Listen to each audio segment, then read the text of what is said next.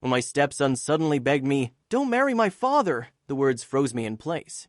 Tim was only 12, and I'd always believed our bond was good, but with the wedding approaching, his plea echoed in my mind, filling me with unease. I needed to understand what was behind his fear.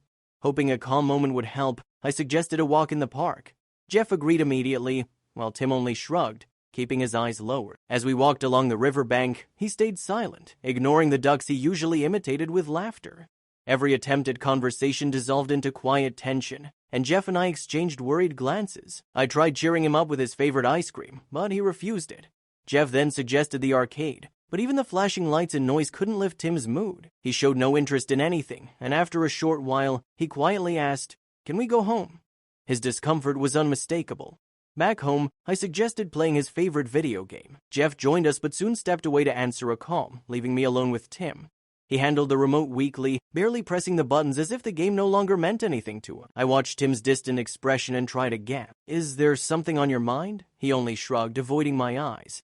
Hoping to break the silence, I asked about school, but he stayed withdrawn. It felt like an invisible wall stood between us, and the more I tried, the higher it seemed to grow. The next day, Jeff and I went to pick wedding flowers, but I couldn't shake the heaviness in my chest. Jeff tried to reassure me, saying kids his age went through phases, but his words didn't calm me. Tim's plea, "Don't marry my father," echoed constantly. Unable to ignore my instinct, I visited his teacher, Mrs. Parker. She greeted me warmly but grew serious when I asked about Tim. She explained that his grades had dropped and he had become distracted in class. Worse, she said he seemed isolated on the playground, as if the other children avoided him. Hearing this hurt deeply, confirming that something bigger was happening. That night, hoping for a moment of comfort, I suggested a superhero movie marathon. Jeff agreed, settling beside us with popcorn. Tim joined us hesitantly, but even with bright colors and loud music, he seemed far away, fidgeting and drifting in and out of focus.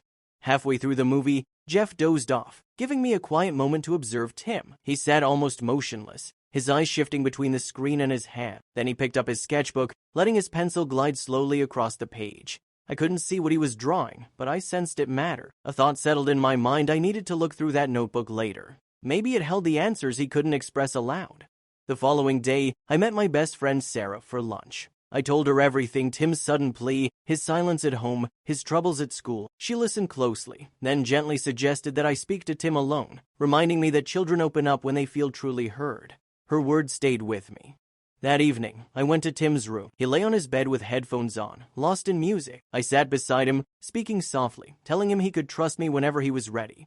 He hesitated but didn't pull away. After a long pause, he whispered, "I'll think about it. A small but meaningful step." Later, while wedding preparations continued, Jeff seemed stressed, jumping from call to call.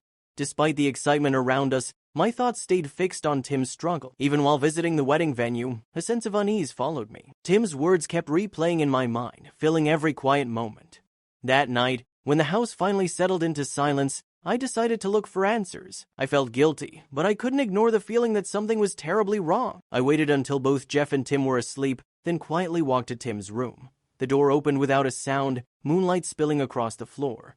My heartbeat pounded as I moved carefully toward his bed. Under his pillow, I found the sketchbook. Holding my breath, I opened it. What I saw pierced me. Page after page showed Tim alone on park benches, staring out windows, sitting with slumped shoulder. Each drawing radiated loneliness far deeper than anything he had ever told me. The simple pencil lines felt like pieces of his heart laid bare, revealing emotions he had hidden from everyone. I wiped away tears, realizing just how isolated he felt. In that moment, I silently promised that he wouldn't face any of this alone. The next morning, I sat beside him and admitted gently, "I saw your drawings." His eyes widened with fear, but when he realized I wasn't angry, his shoulders relaxed. "It's okay," I told him softly. "I just want to understand." Tim hesitated, unsure whether he should speak, but slowly the tension in his face eased. I assured him again that I wasn't upset. I only wanted to help him. For a moment, he looked at me with a fragile openness I hadn't seen in days. It felt like the first real step toward breaking the silence that had grown between us. Encouraged, I returned to the wedding preparations, trying to keep myself steady, though worry lingered. Jeff moved through his own whirlwind of stress, assuring me everything was fine, but I sensed a heaviness in him too. Still, I focused on giving Tim space while staying close enough for him to reach out. As days passed, the contrast between the joy of planning a wedding and the unease around Tim grew sharper.